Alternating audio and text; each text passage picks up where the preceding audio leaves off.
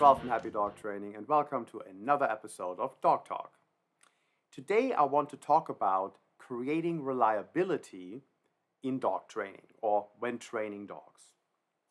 So, the first thing I think to consider is what reliability are you actually looking for the dog you're working with? And that is going to vary vastly depending on what you're doing with your dog. If you're a pet dog owner, most of us, your requirements for reliability will be different than someone who has a working dog in some kind of professional capacity. So if you tell your dog to sit, your pet, and or down, and you have to repeat yourself 2 or 3 times, most people don't care. I mean, it's not that reliable at that point, but most people actually don't care if they just have to say it 2 or 3 times and then the dog ends up doing it. So that is not really great reliability, but for a pet, often great reliability from an owner's perspective. Because if the dog's really doing it, he understands it, and you don't mind saying it 1 more time or 2 more times. And that's perfectly fine. There's nothing wrong with it. If you are happy with your dog and your dog generally does what you want him to do, that's great. So for my personal dogs, I don't have that many requirements. I want them to come back when I call them because that's a safety issue. Otherwise, they're my buddies and I don't need them to know all kinds of commands. So my personal dogs are probably the least trained dogs that we have in the home. We also have service dogs from my partner Sarah, and they're obviously highly trained and they will do things way more reliably and consistently than my pets, who I really don't train all that much. But that's me, that's personally. The clients I train for, I train very reliable behaviors for their pets because that's what they come here for and that's what they're looking for. So all the dogs I train for clients are way more reliable than my personal dogs because I personally don't really care aside from a recall. So, but that's me, and that's a personal choice. And you decide for you as for your dog, what do you want? What do you care about? What's important to you? What do you need to be rock solid, and what is really optional or doesn't matter all that much, or you're okay with kind of. It's all personal choice when it comes to a pet. There's no right or wrong when it comes to this per se. But when you have professional dogs, that equation changes drastically. So when you have police dogs, they have to apprehend people and they have to do this around other people in public, or drug sniffing dogs, or when you have military dogs, or you have service dogs, like we're training here, service dogs for people with disability. So service dogs are not just for veterans. A lot of people seem to believe that service dogs are solely for veterans who come from war. That's not the case. The majority of service dogs who perform a service task for people with disabilities actually go to the average person and not any kind of military veteran. They get those too, but that's probably, 5 or 10% of all service dogs really just go to veterans. The majority of service dogs for disabilities go to people who live in civil society. And those dogs need to have a high level of reliability. So let's take an extreme example of a guide dog for blind people. Well, the dog cannot lead you into traffic because there's a squirrel, right? He cannot stop at a traffic light sometimes. He has to stop there every time. He has to stop when you tell him to go, but there's a car coming that's not stopping.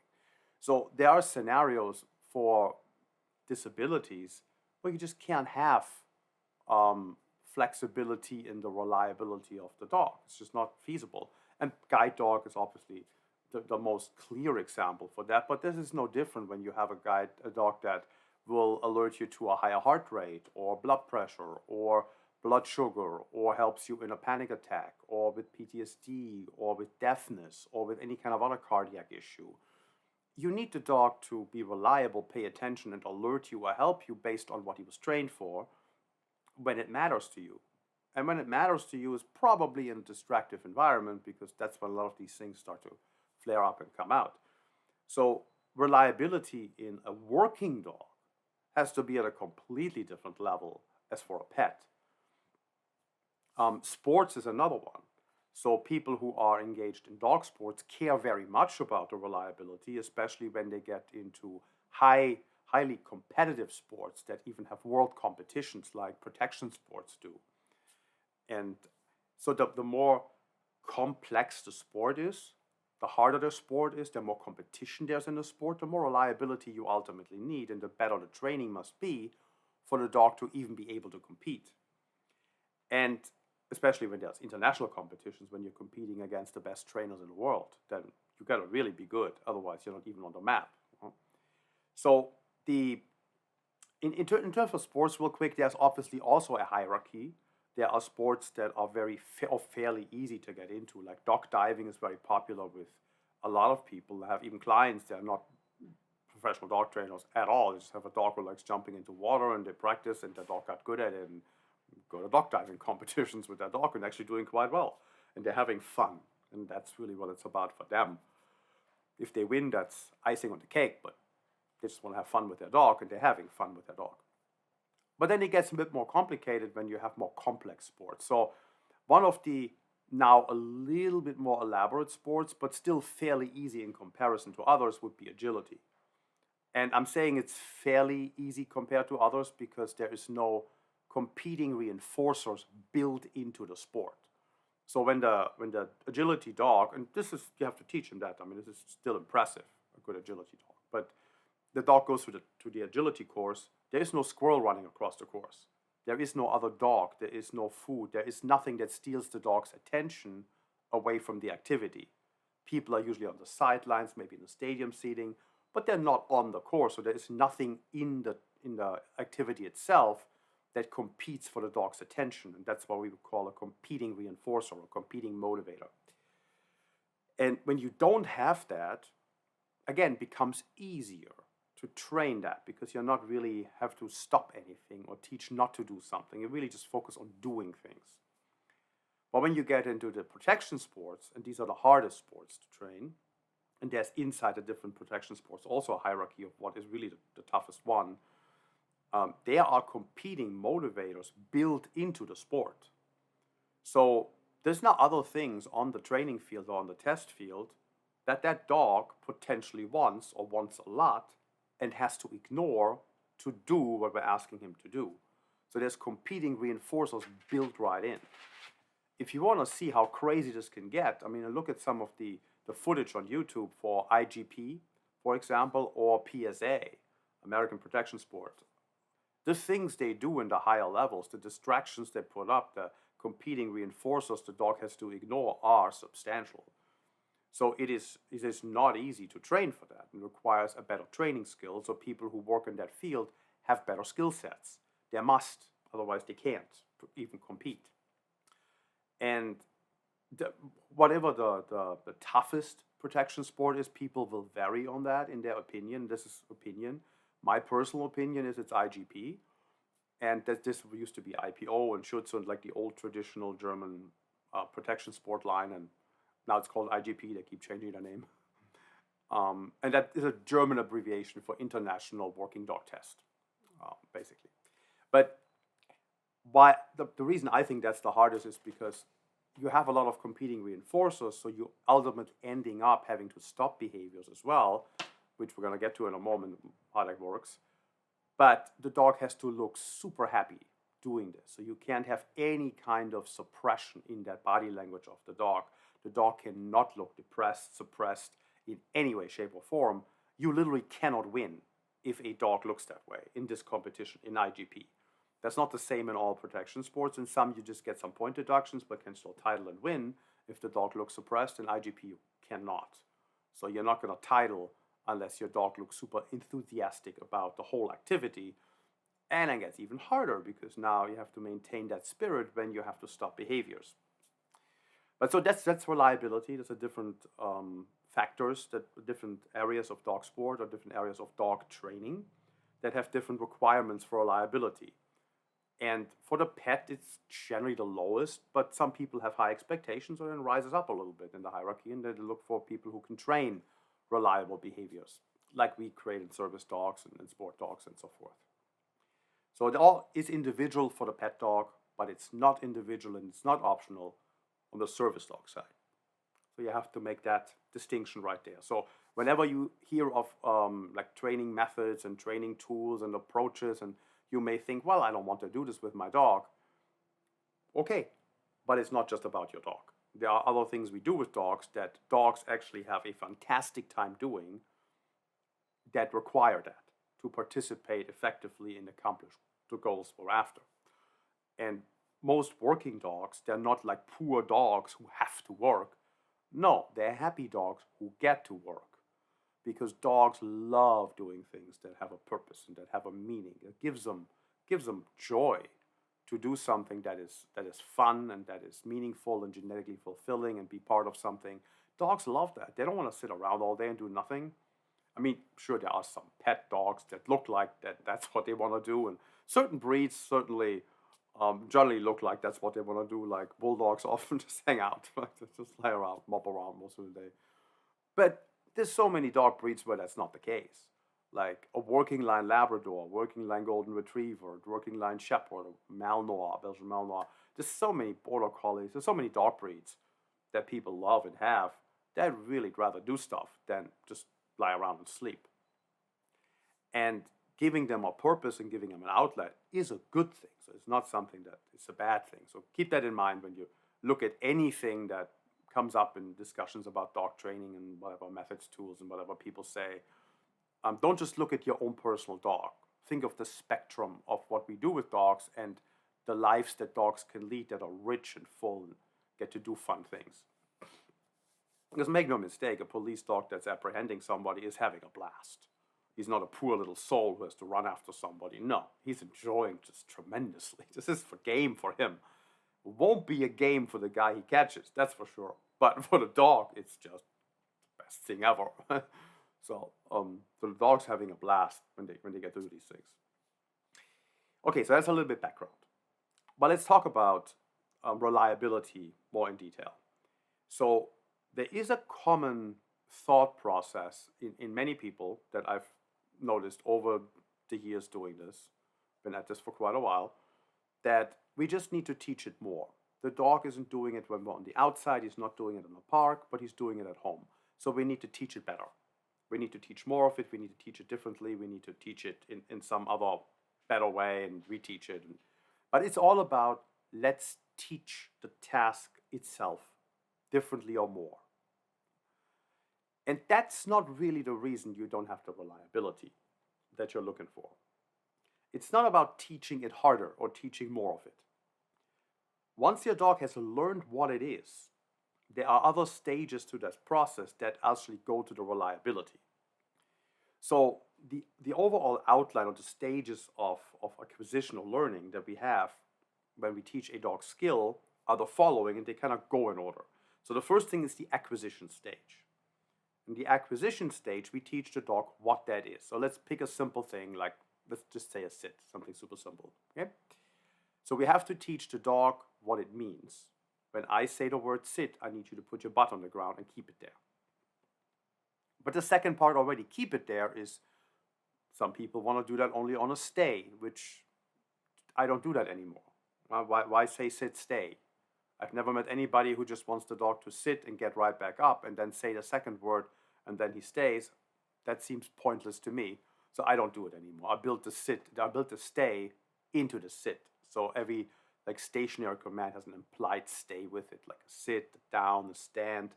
It's an implied stay. If I tell you to sit, well, staying is part of sitting. Otherwise, what's the point of that? So, but that's how I train this.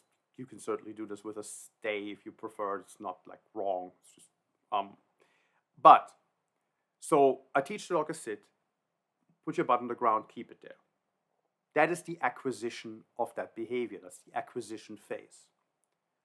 And in the beginning, we have to help the dog do it. We may help him with a toy he may look at, or we may lure him with food, or we may use a leash or combinations thereof. But we help in some way. We facilitate the process until he gets the idea. So that's the acquisition stage.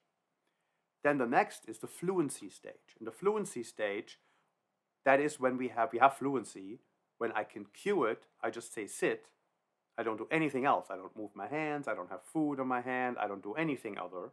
I just say the word or give the hand signal or whatever the signal is. It could be a hand signal, right? Doesn't have to be a word. But I only do that, and then the dog does it on his own correctly. So then I have fluency. So fluency is the next thing I'm looking for with a behavior. And then after that, we get into generalization and then discrimination. So generalization is now where reliability kind of comes in. So generalization is where we teach the dog, well, sit means I want you to sit where you are and not necessarily come and sit in front of me. Because a lot of dogs just come to you and then sit in front of you when you say sit. They don't sit behind you, they don't sit over there, they don't sit at a distance, they don't sit when you keep walking. So like a sit in motion. Sit to them means I come to you in front of you and I sit there. And with a pet, that may be totally fine. I don't care. No, any dog owner who actually thinks that's a bad idea. But it's not correct in terms of what we're actually asking. And when it comes to a service animal, that is no longer an optional thing. So we want the dog to sit where he is and not necessarily come to us when we say that, because a come may not be the thing we're looking for in that moment. So generalization means sit in different contexts, in different environments, with different distraction levels, and so forth. So now we're getting into reliability training in the generalization phase. And then there's also discrimination. Discrimination means, well, you should do this behavior on this one command. Let's say sit. When I say sit, I don't want you to go down. When I say down, I don't want you to sit. These are just different things. So there's a distinction between them. We want the dog to discriminate between different words or signals or sounds and do the right thing every single time just for this one signal. So the discrimination between them is also a reliability aspect. So we're going from acquisition to fluency, generalization, discrimination. And then at the end, there's maintenance. And maintenance is making sure the dog continues to perform at the level we need him to, or her. So that is something that's also often not understood initially. It's like, oh, we teach the dog once and then it's good to go. We don't have to do anything. He just knows it forever and he will always do it. We never have to practice a thing. If I haven't done it for a year and I say it again, it should just work. Well, that's not really how this works. Right? So you have to maintain behaviors. Let's say you haven't been on a bike in a year. You're not going to be as stable as you were when you did it every day. It'll come back like this, right? It's not going to be like a long learning process.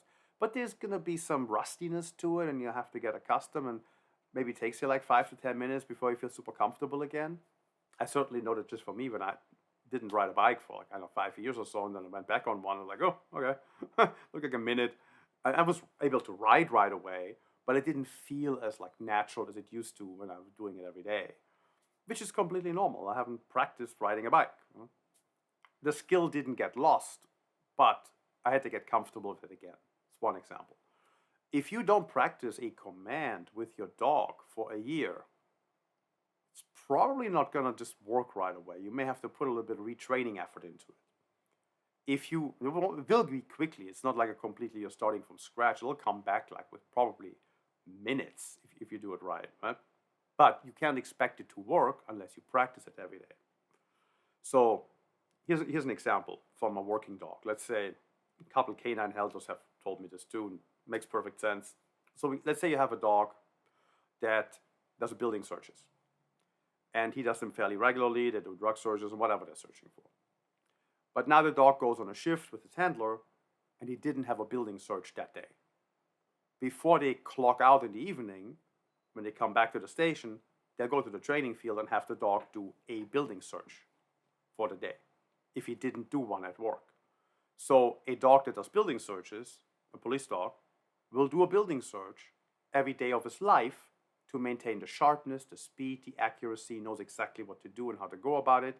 And if he didn't get a chance to do it during the workday, he gets to do it at the end of the day for maintenance. With the service dogs that we train, some alerts or some responses will happen less frequently than others. That's just the way it goes. Maybe sometimes people get better medication or better treatment. Some of the symptoms go away for a while, then maybe they flare up again. So one of the things that we generally give them in our instructions is, if your dog doesn't do an alert, and I'm not talking about initial transition, I'm talking about down the line, so the dog's been with the person now for a bit, right? and we're gone through the transition phase and he does everything nicely. But if you have alerts and responses that don't happen as frequently, practice them regularly. It doesn't necessarily have to be every day, but a couple of times a week, you want the dog to do an alert that is more rare.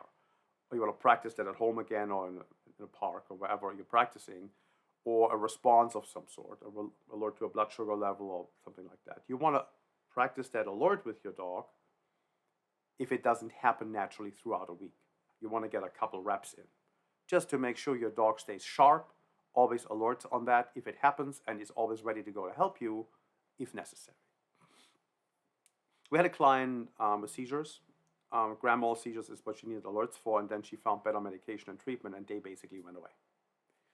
So now the dog doesn't have any alerts to do per se unless the seizures would come back. So that is one of the examples where this can happen. This can happen with any other condition. Let's say we invent a wonderful new treatment for POTS, which is a heart condition that Sarah, for example, has, and many people have now. It's actually has become something in the aftermath of COVID infections, a thing that people are starting to experience and suffer and deal with is POTS. So it seems to be a side effect now of past COVID infections, become actually quite frequent.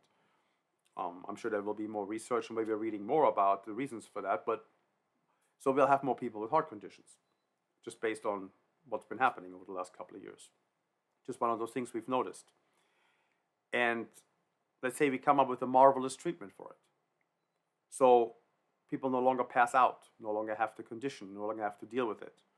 And then the dogs who've been trained for certain tasks will probably do them less frequently unless the medication fails or something else happens and it flares up again. So you could get in the situation where you have a service dog that no longer has to do this every day for you, just because some better treatment came along, which is great for you.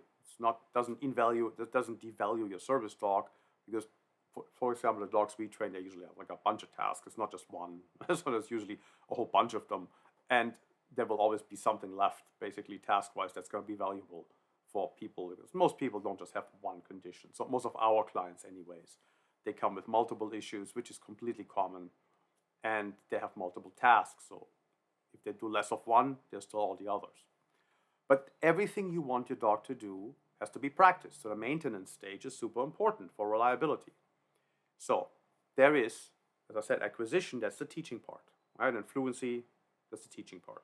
And then we have the more reliability aspects. It's still part of teaching, but it's more the reliability focus in generalization, discrimination, and maintenance. And everything that you teach has to go through all these stages to become reliable. And that now includes also to not just teach the dog to do something, but it also includes teaching the dog not to do something or do something else than what he's trying to do. So it's not just about shaping and creating behaviors, it's also about controlling behaviors.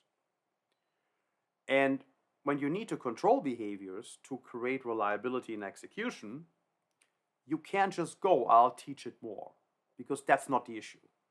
Yeah? So I hope that makes sense. So let's give a human example. I think I mentioned it in our reinforcement podcast as well, but the speed limit on the freeway. It's in most places 65, or here in California 65, but I think it's in most places 65. And we all know what it is. It's not really in question. We learned it, we understand it, it's posted on the road everywhere, so we know what it is. However, how many people are driving at the speed limit? Very, very few. Like most people do not drive at the speed limit. Is that now a matter of teaching it harder, or teaching it more, or doing more of it, or sending you back to traffic school? Well, sometimes people go back to traffic school, but it's completely punitive of just wasting your time away. There is no learning taking place that's relevant. Right? You understand the speed limit. You broke it for a reason that has nothing to do with not knowing it.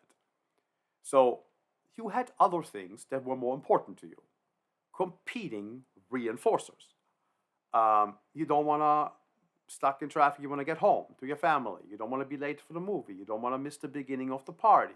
You want to get to the event. You want to get to the concert. You'd rather go there. And then you have the calculation in your head, well, 10 over is probably fine. They probably won't catch me with 10 over. It's not going to be a big deal. And if it is, I have to take 3 off and 7. Fine, no points. So you have all these rationalizations and calculations, computations in your head that, yeah, even if I get caught, the consequences are minimal. So all these factors generally can happen with the dog too. So you ask your dog to heel walking next to you, and he wants to chase the squirrel. Well, there's a high motivation to chase the squirrel because they're fun to chase. It's not that they're hungry per se, but the squirrels are fun to chase. And you ask him to heel, which is inherently boring. Now, you may have some treats for him, have a reward for him, you may do whatever with him. But if you didn't teach a reliability aspect of this particular behavior, he still wants to chase the squirrel. So if you never dealt with that, if you never explained to your dog, that's off the menu, you can't do that when we're doing this behavior. You can do it in the backyard when I'm not asking you to do stuff. But while we're here, when you're under orders per se, you can't go chase squirrels. So at this time, they're off the menu for you. If you never taught your dog this, what do you expect is going to happen? A bigger cookie is going to stop him from, or tastier cookie is going to stop him from wanting to chase a squirrel?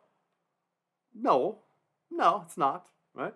So it's the same with us. There's no difference in these things. There is competing reinforcers. There's other things we care about more, other things we want to do.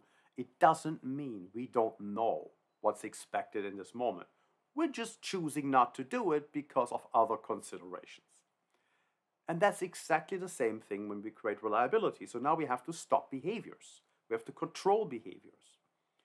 And the way we control behaviors is the same way we control behaviors with people. We're applying some form of an aversive event to ignoring commands or going after things they shouldn't be going after. So in case of people, if you go back to the Middle Ages, they were pretty brutal. I mean, they give people lashes and all kinds of stuff. It's pretty violent. Now we just put them in prison. But this is still an aversive event. We just chose a different one. It's not that that's not aversive, right? So the goal of a punishment in which an aversives often are used is to make a behavior less likely to occur in the future. So you break some laws, we'll put you in prison and hope that adjusts your behavior. So that's per se an aversive event, and it's definitely punishment. Or it's punishment if it works. It's not punishment if it didn't work. So that's another conversation. We'll get to this when we do the punishment podcast at some point. But we do the same thing with us. So we're trying to control behaviors if the behaviors are not acceptable to us in society. When somebody breaks laws they can't be breaking.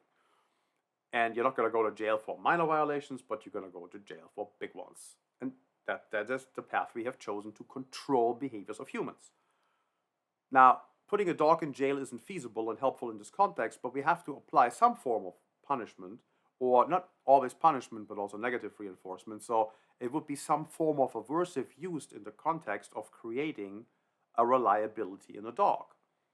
And there's usually two ways that come into play here. One is punishment, making behaviors less likely, and there's positive and negative, and I don't want to delve into this too much right now. And then there's negative reinforcement, meaning the dog learns to first escape and then avoid something unpleasant, with the goal him never experiencing it again.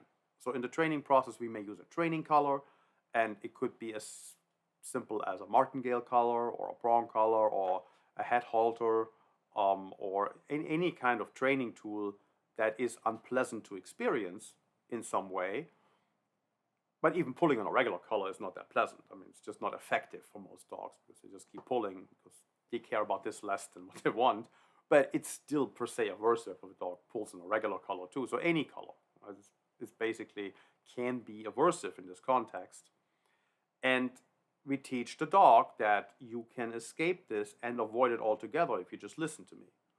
So the goal of that process would be for the dog to not experience it ever again, but he will have to go through this process of figuring this out. You can compare this to touching a hot oven plate as a child. I did when I was maybe, 6, 8 years old. I touched a hot oven plate and I burned my hand. I had blisters, actually. And I forgot the context in which it happened in, but I don't think I was as stupid. I just put my hand on it for the heck of it. but something happens. But it is an aversive event in that moment, and it is escape and avoidance learning. So, touch the hard oven plate, ouch, I pull away, so I learned to escape that, and then I was penalized on top of it for doing it. But I learned in one instance, avoid that, don't do that. So be more careful around hard oven plates. And I think I managed for like 25 years before I accidentally bumped into one again. I forgot it was still hot. But that was not about not understanding at this point. It was just being careless around something that potentially hasn't happened since. Twice in my life was enough to. So it's a single event learning. That's escape and avoidance learning. And it can be, obviously, we're not going to use a hot oven plate with your dog. It's just an example. But the principle is the same. So the principle with a leash and a collar, the dog learns to escape the sensation of the pulling, the pulling action. With a training collar, it's just more effective and milder on your dog, much easier on your dog. And then he learns to avoid the whole thing by just listening to you. And that then creates also reliability in this process, because avoiding something negative and knowing that you did triggers the same reward circuits in the brain as receiving a reward. So I think we talked about this in reinforcement also. So if I were to give you $1,000, you won $1,000. You would feel, hey, well, that's great, $1,000. And that has the same internal effect in your brain as you knowing that you avoided losing $1,000. Because if you managed, you'd say, I could lose $1,000 and go, I dodged a bullet here. That has the same reward effect in the same circuit of your brain as gaining a reward. So avoiding something negative has the same reward effect as receiving something positive in this context. So understanding the brain chemistry of that, and again, we know this from MRI, functional MRI studies, so this is not like something made up. It's actually, no, we looked. And so has the same effect that now avoiding it makes you feel good. Same with the dog. So every time he now avoids the negative sensation, he feels good about it. So it becomes a self-reinforcing behavior, and that's when reliability also comes in, because it is actually feeling good to do it because you know you avoided something. Even if the training collar is no longer on the dog, and even if the dog no longer has any chance of even experiencing the negative, he's just not going to retest it because he knows that would to happen, and it feels good to not have it happen. So I feel great about executing my command here because I know I avoided something, and I feel good about it. So that's making a dog actually feel very good about performing command and behavior. And you see this a lot when you see high-level competition dogs, because they are trained with a lot of these concepts, and they're super happy when they execute their routines. That doesn't mean there was never an aversive used in training with them. They were just used very sparingly, very concisely, following learning signs in the right order. They were never abused with them. They were just applied to specific situations to fix specific problems and fine-tune something. And that's what these tools are there for. So if you do it correctly, you have no fallout of any kind. Your dog will not be fearful, your dog will not be aggressive, your dog will not be timid, your dog will not shy away from you. So none of these things that are always touted out as the definite response if you use tools like this will happen if you do it correctly.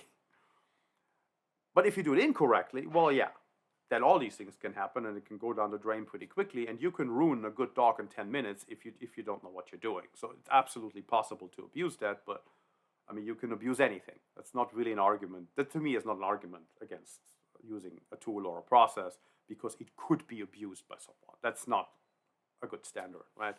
I mean, to you it's a teaspoon, to me it's a perfect eyeball carving tool. I know it's more copper. But that's not an argument against teaspoons. I hope, because I like my teaspoons when I stir honey in my tea. They're useful, so I don't want to use them because somebody maybe used them for something. Was that in Utopia? I think it was Utopia. I feel Amazon. They do exactly that. It's a little disturbing. But okay. That little side joke there. Okay, so hopefully that makes sense. You have to stop behaviors, and you have to control behaviors, and you have to also teach your dog to not do something to create reliability. He knows how to heel, he knows how to sit, he knows how to down, but there's a squirrel. So now I have to teach him, you can't chase that thing. And for that, I have to go through a different process, using some negative reinforcement, maybe using some punishment, depending on what the dog's about, how the drive is, how strong the desire is. Will vary by dog what the right approach there is. But these principles need to be applied to create a reliability under distraction and under competing reinforcers. And if you see someone work using these, who knows what they're doing and who is good at it, you will not have a single issue for 1 second. It will not look horrible. The dog will not be suffering. The dog will not be screaming bloody murder like you see sometimes in these YouTube videos out there, or the leaked videos or the investigative videos that sometimes pop up. None of that happens in really professional, high-level dog training when the trainer knows what they're doing. So that is another important thing to understand about these processes. They're not cruel. They're not mean. It really just depends on does the trainer understand on how to do this correctly and adjust it to each dog so it's effective and not cause trouble for the animal, for the owner, or for himself. So it comes all down to knowledge and understanding how this is supposed to be done correctly. But again, just because it could be abused doesn't mean we shouldn't be doing it correctly. We should just not be doing it incorrectly. Right? So that's the whole thing. Nothing really works well if you do it incorrectly. At least I can't think of something. If you do it poorly, it tends to not work. If you do it correctly, it tends to work just fine. So the whole point is of working with people who do it correctly. So, and I think we talked about this in the Hiring a Dog Trainer podcast. So when you have people who are trained by the right kind of people, so like the Training Without Conflict trainers that I'm part of that group with Ivan Balabanov, there's a lot of education in the realm on how to do things correctly. Michael Ellis with his dog trainer school, obviously fantastic trainer who teaches people how to do things correctly.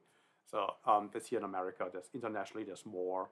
This is not they're not the only ones, but these are the more well-known ones here in America, where you just know people who were trained by these from start to finish.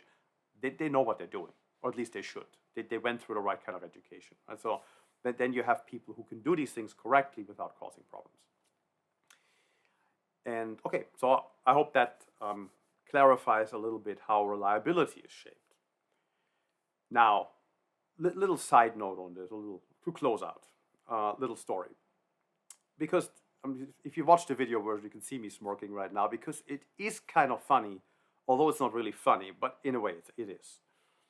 So in Germany, which has obviously a rich tradition of using police dogs, more so than here, although they're very predominant now in America too, but in Germany it just goes back a long time. Police dogs been around forever, and people like police dogs. The police likes using police dogs. They're generally treated well, and it's just an important part of police work in societies. It's not like a benign little sideshow. This is a major component of police work, is police dogs.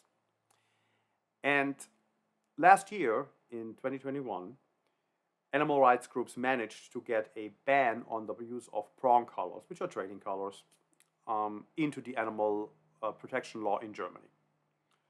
And apparently there was not a lot of discussion and feedback at the time, but when January 1st came of 2022, I think it was the North Rhine-Westphalia Police Department, if I recall this right, but it was one police department, a couple. It wasn't just one, but one was the main one we talked about. They told the politicians, well, we're no longer going to have police dogs because you took the tools away that create reliability for us so we can safely operate our high-drive dogs in civil society. And the politicians went all up in arms with, what happened? What do you mean, like we can't have police dogs anymore? But we were told that these tools are not needed. We can do everything with just like positive reinforcement, and we don't need any other tools at all whatsoever, because that's what animal rights groups claim. It's complete nonsense, but that's what they're being told. So now they passed this law, and now the police trainers tell them, no, that's not how this works. We don't want to be breaking the law, so we're no longer going to have police dogs.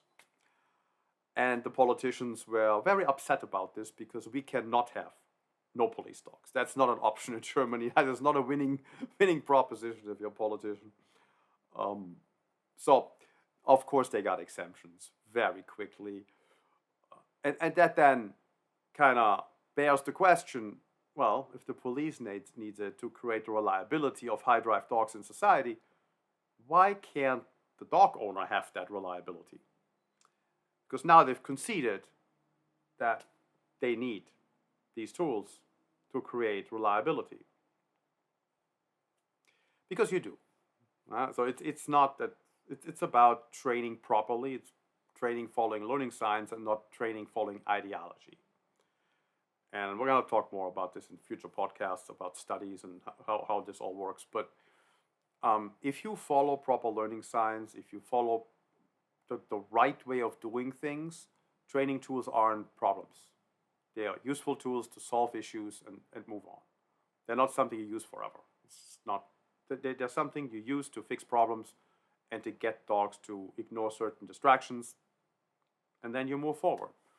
But that is when you understand how to use them. This is not what you should be doing 24/7. If you, let's say, if you have to put a training collar, I'm talking pets now, working dogs, you may use tools longer for a variety of reasons. But when talking about pets, if you have a problem with a dog, let's say the dog chases after kids on skateboards, and you doctor around on this for months and months and months, and you don't make any progress, whatever you're doing is clearly not working. No matter what the tool is, however it's being used, isn't working in this context. So that doesn't mean the tool is wrong. It means the process is wrong. I mean, the tool may be wrong, depending on what the tool is, but the process is flawed. So if whatever training process you go through, it takes you months and months and months, and you don't make any progress, or you barely make a dent in something, whatever you're doing needs to be looked at by someone else, probably with a skilled eye, to see what the flaw may be in this process, because the instructions are most likely very unclear to your dog, no matter what you think about it. So clarity is super important, and these things are used to create reliability and fix problems, and then you move on. So the other thing about this is banning tools that allow stopping behaviors and controlling behaviors effectively and quickly doesn't prevent what people are trying to prevent. So a lot of things are overused. E-collars especially, can be useful for certain things, but they're completely overused in dog training. They shouldn't be used as much as they are. Again, put it on, you fix a problem, get rid of it. It's not something you should be doing forever. It's not something that should be a way of life for your dog. And they're overused to an extent that is really questionable. So I get where the criticism's coming from. I don't like the overuse either, but I don't think banning them is a good idea. Because here's what happens when you ban tools. And you haven't, maybe you've seen this, you can find it on YouTube. I think it was in Finland, Sweden, Norway, one of those. There was one of those countries in the Scandinavian area. And it was a protection sport club or training, and they have banned all tools. I think they banned definitely e-collars. I think they banned prong collars too. They banned everything up there, whatever the country was. So an investigative reporter went into one of those protection sport facilities and filmed with a hidden camera, and what he filmed was pretty disturbing, because people don't have training tools that don't injure dogs available to them, they are resorting to quite violent behavior. So you see beating of dogs, you see some people use kettle prongs. It's not making it better. It just puts it in the shadows, and it leads to animal abuse that didn't exist before. Because what it is, it's human nature you're dealing with. You're dealing with a certain element that thinks it's okay to do stuff like that to dogs and have no problem doing it. And yes, that's unacceptable. We should punish them. But it's who people are. It's how people are. It's what they do. You take one thing away, they pick another. It's not that the tool was the issue. It's the mindset of the person that's the issue. And you don't get rid of the mindset by taking a tool away that won't injure a dog, ultimately. They'll just pick a tool that will injure a dog, because it's the way they think about it that is the issue. And how you ultimately fix this, I mean, speculate on this all day long. But I won't get into that, but I really don't have an answer either. But the point is, if you ban effective things that don't cause injuries, if used correctly, the people who will cause injuries will just cause them differently. They will just pick something else. It's not that that's going to fix anything or improve animal welfare or make it better for anybody. It's actually going to make it worse. And that's kind of the point. So, anyway. Okay. So reliability requires to also control behaviors and stop behaviors and not just teaching more. That's kind of the key message of this podcast. And that's what we focused on like 98% of the time. So hope that makes sense. And hope that helps a little bit understanding of how reliable behaviors are created. And that there is just more to than just teaching the thing itself that we're trying to teach. Okay, that's it for today. Hope this was useful. And I'll see you next time. Bye.